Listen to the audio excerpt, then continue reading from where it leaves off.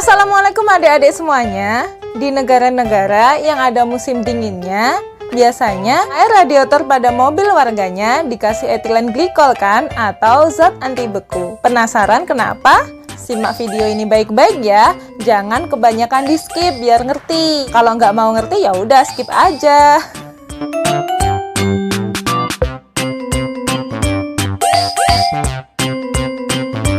Jadi adik-adik, penambahan etilen glikol itu merupakan contoh penerapan dari penurunan titik beku suatu larutan. Jadi di video ini akan dibahas mengenai penurunan titik beku larutan. Nah, sebelum membahas apa itu penurunan titik beku larutan, kalian harus ngerti dulu nih, apa sih itu yang dimaksud dengan membeku? Kalian simak animasi berikut ya adik-adik. Jika kalian mendinginkan atau membekukan suatu pelarut murni, contohnya aja air gitu aja ya, jarak antar molekul air menjadi semakin dekat. Nah, ketika cairan mencapai titik bekunya, molekulnya biasanya saling mengunci, biasanya disebut dengan istilah mengkristal. Sedangkan ikatan yang terjadi di antara mereka, ya di antara molekul itu, menjadi lebih kaku. Pada saat inilah terjadi perubahan dari cairan ke wujud padatnya. Atau dengan kata lain istilahnya adalah membeku. Kemudian adik-adik, untuk menambah wawasan kalian tentang pengertian membeku, kalian simak di animasi berikut ini ya. Suatu zat dikatakan membeku jika suhu pelarut di mana fasenya ketika cair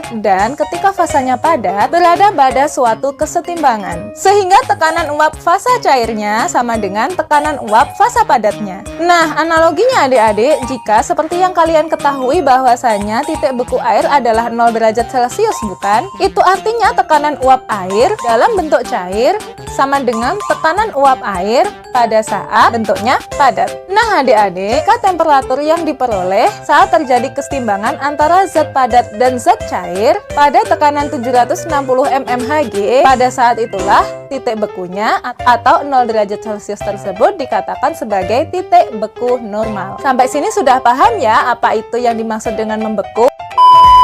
Nah, kalau misalkan kalian sudah mengetahui apa itu arti membeku, sekarang kita menginjak ke pembahasan intinya nih, yaitu apa yang dimaksud dengan penurunan titik beku. Simak baik-baik animasi berikut ini ya. Untuk animasi yang pertama sudah kita bahas sebelumnya ya, mengenai apa arti itu membeku tadi kan. Untuk animasi yang pertama ini terjadi pada pelarut murninya, maka dari itu dilambangkan sebagai TF0. Sekarang kalian lihat di animasi yang kedua. Penambahan zat terlarut kemudian disertai dengan penurunan suhu dapat mengakibatkan terhalangnya kedua molekul zat pelarut yang semakin mendekat. Sehingga dibutuhkan suhu yang lebih rendah lagi agar molekul-molekul zat pelarut semakin mendekat dan pada akhirnya mengkristal. Selain itu, suhu yang lebih rendah ini juga dapat mendekatkan molekul-molekul zat pelarut untuk ikut mengkristal juga. Sehingga antara molekul pelarut dan molekul zat terlarutnya sama-sama mengkristal dan menjadi padatan. Artinya mereka sama-sama membeku nih.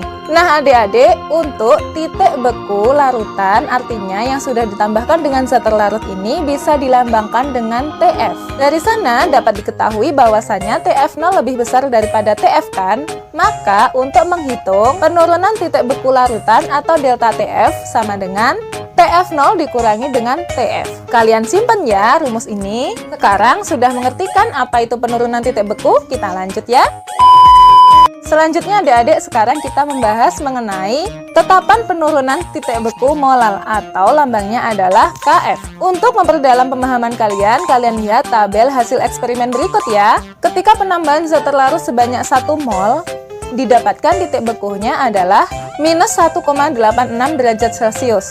Sekarang kalian bandingkan antara data pertama dan data kedua. Kalau misalkan kalian bandingkan akan didapatkan selisih sebanyak 1,86 derajat Celcius. Sekarang kalian lihat di data yang nomor 3, artinya pada saat penambahan zat terlarut sebanyak 2 mol. Di sana titik bekunya menjadi minus 3,72 derajat Celcius.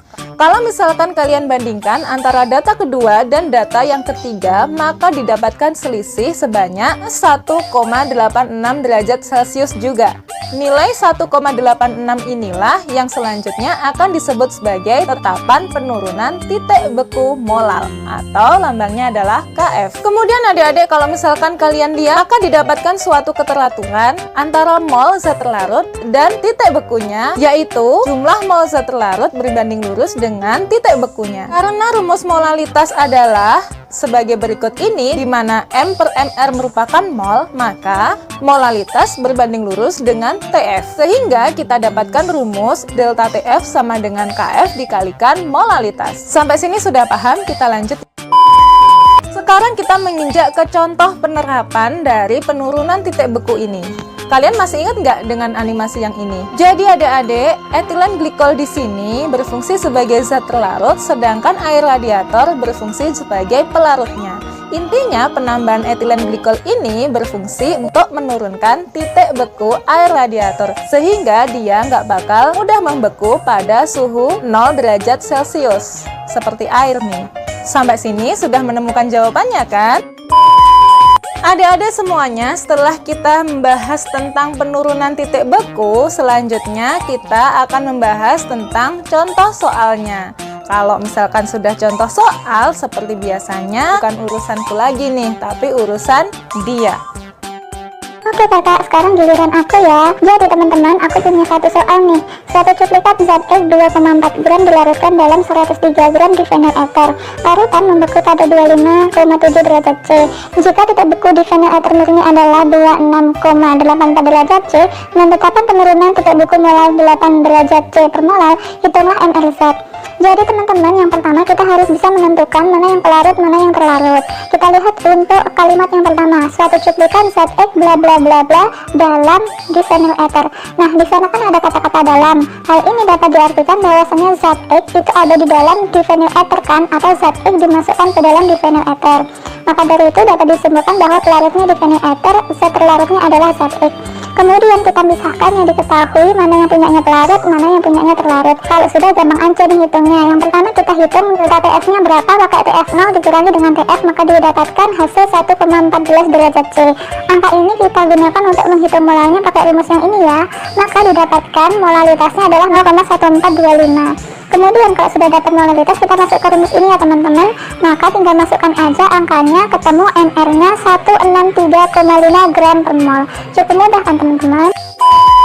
Alhamdulillah adik-adik, akhirnya pembahasan tentang penurunan titik beku larutan sudah selesai dibahas ya. Semoga video ini bermanfaat untuk kalian. Akhir kata, wassalamualaikum warahmatullahi wabarakatuh. Tunggu next videonya ya. Dadah! Pada saat fase gasnya, gas, tambah gas aja. Ngomongnya angel bang. Sehingga ada tekanan uap fase cairnya sama dengan tekanan uap fase padatnya. Nah kan berhasil ngomongnya